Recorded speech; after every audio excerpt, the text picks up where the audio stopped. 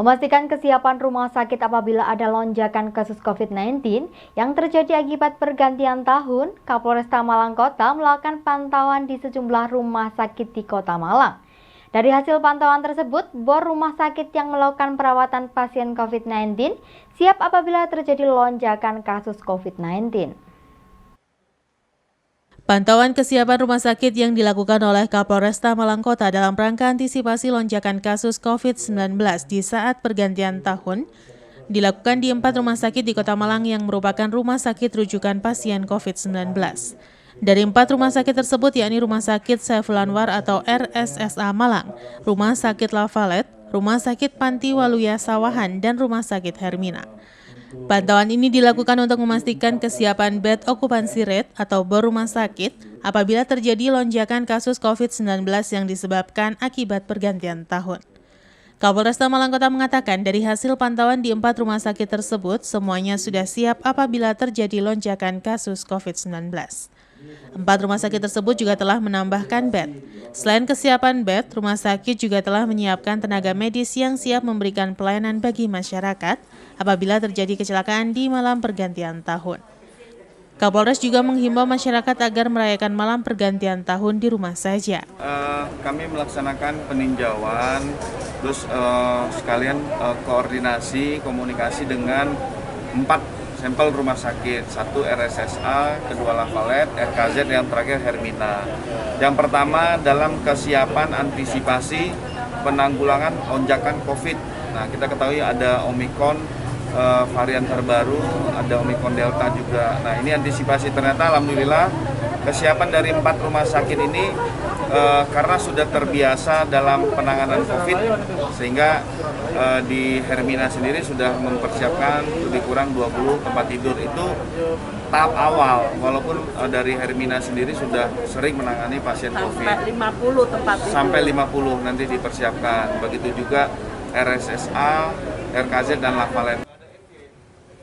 Sementara Dr. Kohar Harisantoso, Direktur Rumah Sakit Saiful Anwar Malang mengatakan, antisipasi terjadinya lonjakan kasus COVID-19, RSSA Malang sudah siap secara sarana prasarana dan tenaga medis. Ditambahkan oleh Dr. Kohar bahwa jumlah pasien COVID-19 di RSSA Malang sangat rendah. Saat ini hanya terdapat 4 pasien COVID-19 yang masih menjalani perawatan di RSSA Malang. Meski kasus COVID-19 di Malang sudah turun, namun masyarakat dihimbau untuk tidak melakukan kerumunan yang berpotensi menimbulkan penyebaran COVID-19. Kesiapan kita memang kesiapkan dari sarana prasarana, termasuk tempat tidur dan petugas, termasuk para dokter yang sudah kita siagakan untuk berbagai sektor pelayanan yang kita berikan, mulai dari UGD sampai ke belakang sampai laboratorium itu disiapkan. Kalau dari segi jumlah pasien COVID memang saat ini alhamdulillah sangat rendah sudah. Cuman ada 2 di dalam, 2 di IGD, jadi di COVID jadi itu sangat rendah. Cuman kan ini tidak menjadi suatu kelengahan kita semua supaya mencegah penularan dari COVID itu sendiri. Titip supaya masyarakat tetap memperhatikan protokol kesehatannya. Kami memang bersiap untuk mengantisipasi semua yang bisa terjadi, tapi mohon protokol kesehatan, kerumunan jangan dilakukan, karena itu potensi untuk ada penyebaran. Siman Alfredo melaporkan. Sebanyak 1.163 kasus kriminalitas yang ditangani Polresta Malang Kota, 944 kasus diantaranya berhasil diungkap selama tahun 2021. Keberhasilan Polresta Malang Kota mengungkap kasus kriminal di tahun 2021 meningkat 53,7% dibandingkan tahun 2020 yang hanya mengungkap 678 kasus dari 1.256 kasus kriminal yang ditangani. Polresta Malang Kota menggelar rilis akhir tahun penanganan kasus kriminalitas yang terjadi di Kota Malang selama tahun 2021. Total sebanyak 1.163 kasus kriminalitas yang ditangani Polresta Malang Kota.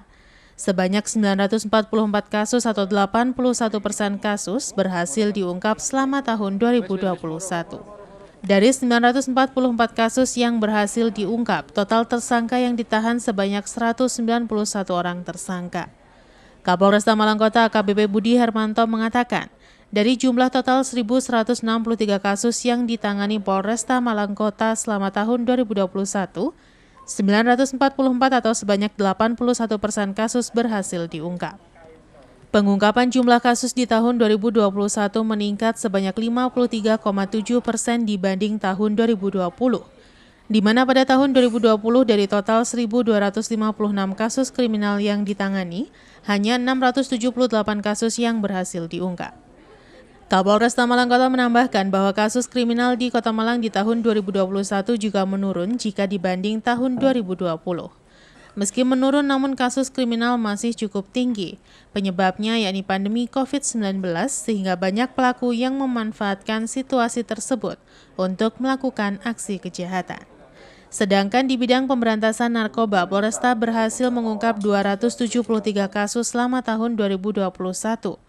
273 kasus tersebut total barang bukti yang disita yakni 2.253 gram sabu-sabu, 13.110 gram daun ganja kering, 163 butir pil ekstasi, 2.510.508 butir pil double L, dan 1.500 botol minuman keras. Selain keberhasilan mengungkap kasus kriminal dan narkoba, Polresta juga berhasil menangani kasus kecelakaan lalu lintas yang terjadi di Kota Malang. Di mana kecelakaan yang terjadi di Kota Malang dengan jumlah korban di tahun 2021 meningkat dibanding tahun 2020. Korban meninggal di tahun 2021 akibat kecelakaan sebanyak 47 orang, sedangkan di tahun 2020 hanya 35 orang. Masih tingginya kasus kecelakaan di Kota Malang, salah satu penyebabnya yakni tidak patuhnya pengendara terhadap aturan dan rambu lalu lintas yang berlaku. Data penanganan kasus kriminalitas tahun 2021 terjadi peningkatan lebih kurang 81% dibanding tahun 2020. Dari crime total itu sebanyak 1.163 kasus.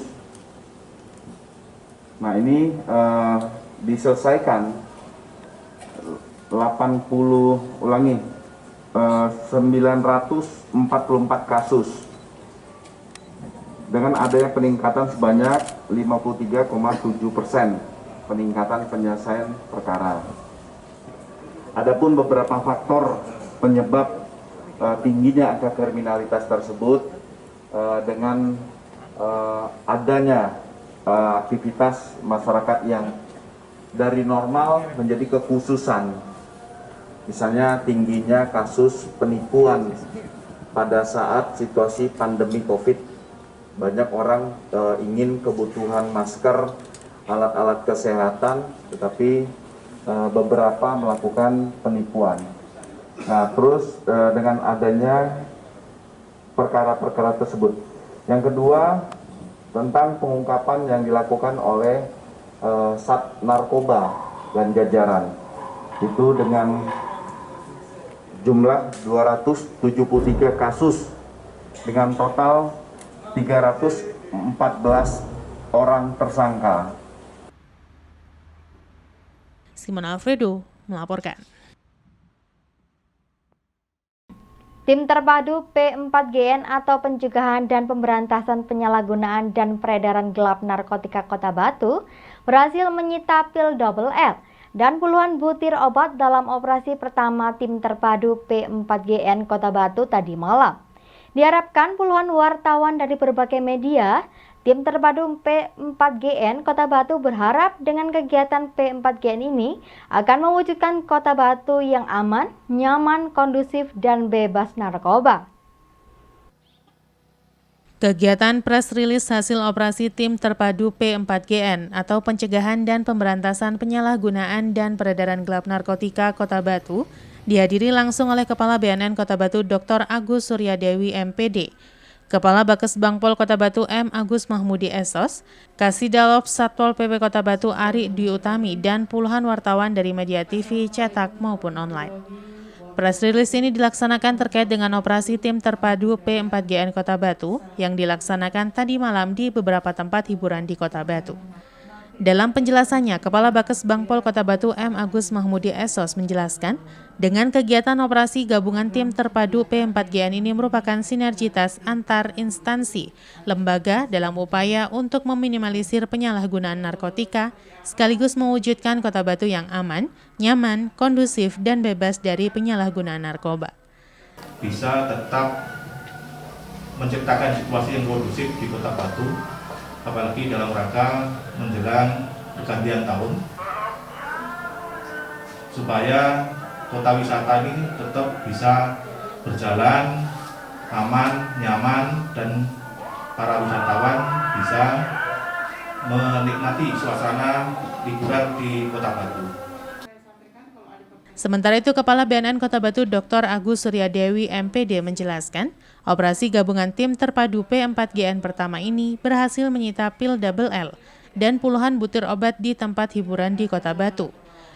Pihak tim terpadu P4GN masih melakukan pengembangan terkait kepemilikan pil double L dan obat yang disita untuk memastikan obat jenis apa dengan melakukan tes laboratorium dan memeriksa pemilik obat tersebut.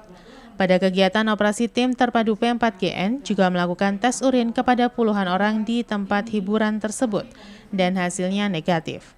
Untuk beberapa tempat hiburan yang melanggar jam beroperasi di atas pukul 10 malam, menurut Atik Dwi Utami pihak Satpol PP Kota Batu akan memanggil penanggung jawab tempat hiburan tersebut dan diperiksa apakah akan diterapkan tindak pidana ringan atau lainnya tergantung hasil pemeriksaan. Ini adalah kegiatan pertama yang dilakukan oleh tim terpadu sehingga memang mungkin perlu beberapa evaluasi. Contohnya yang tadi malam ternyata mereka sudah banyak yang tutup.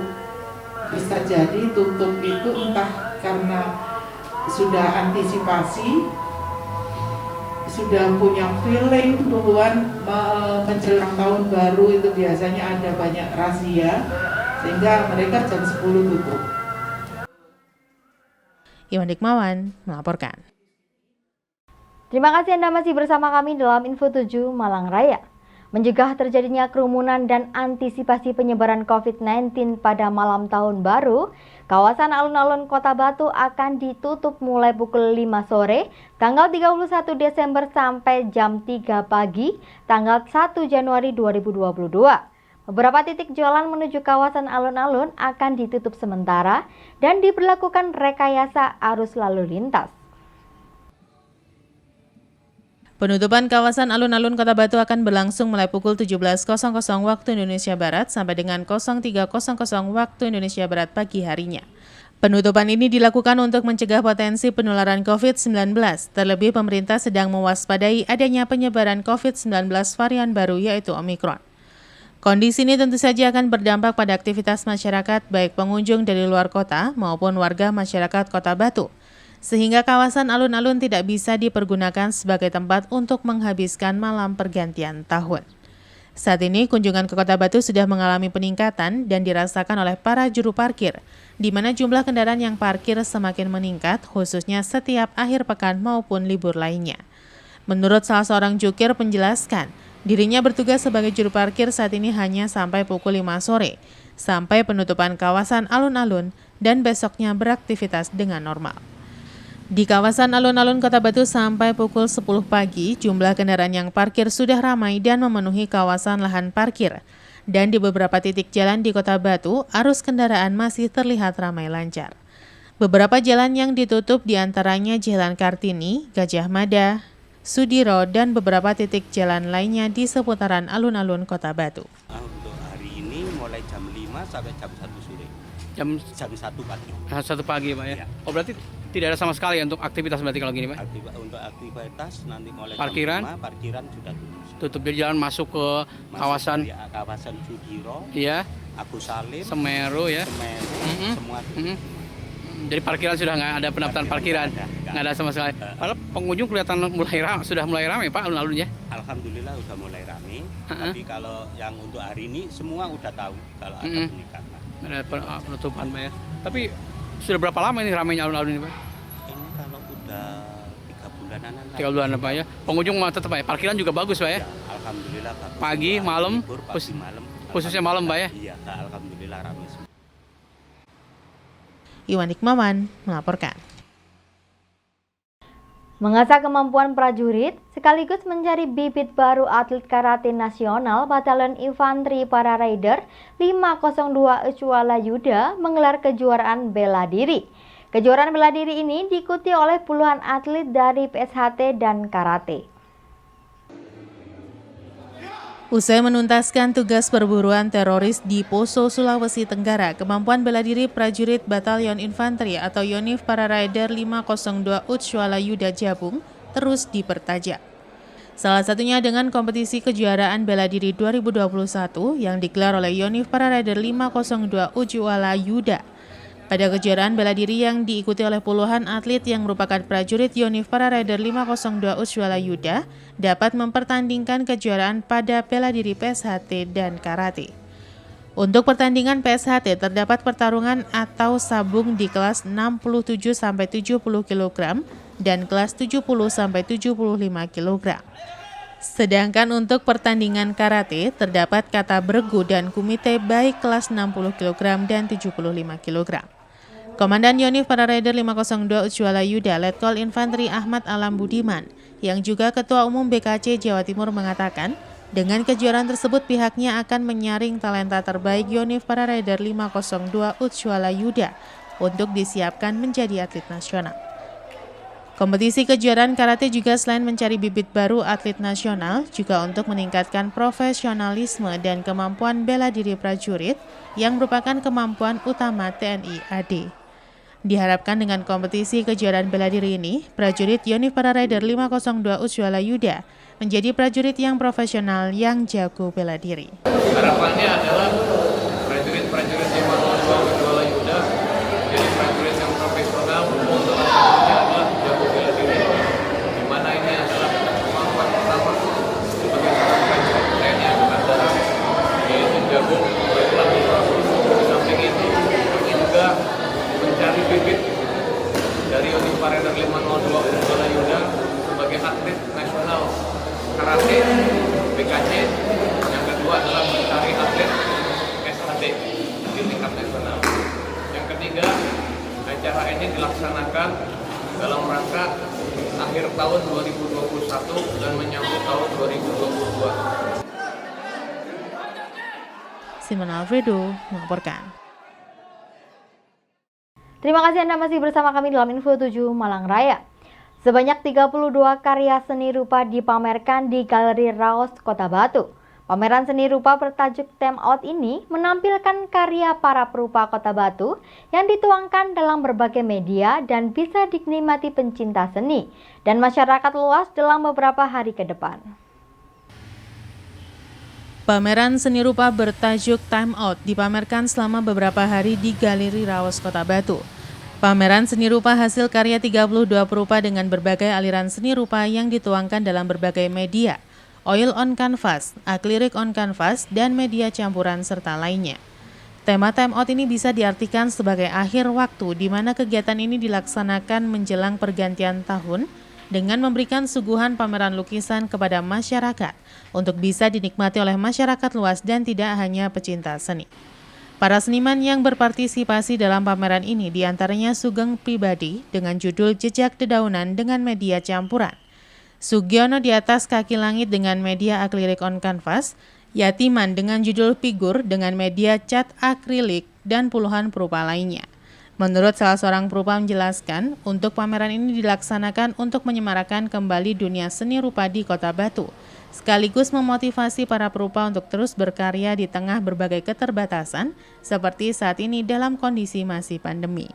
Apresiasi positif diberikan banyak pihak kepada kegiatan pameran seni ini, karena sejak pandemi 2 tahunan yang lalu, baru ada beberapa kali kegiatan pameran di Galeri Raos Kota Batu, sehingga masyarakat luas bisa kembali menikmati hasil karya seni.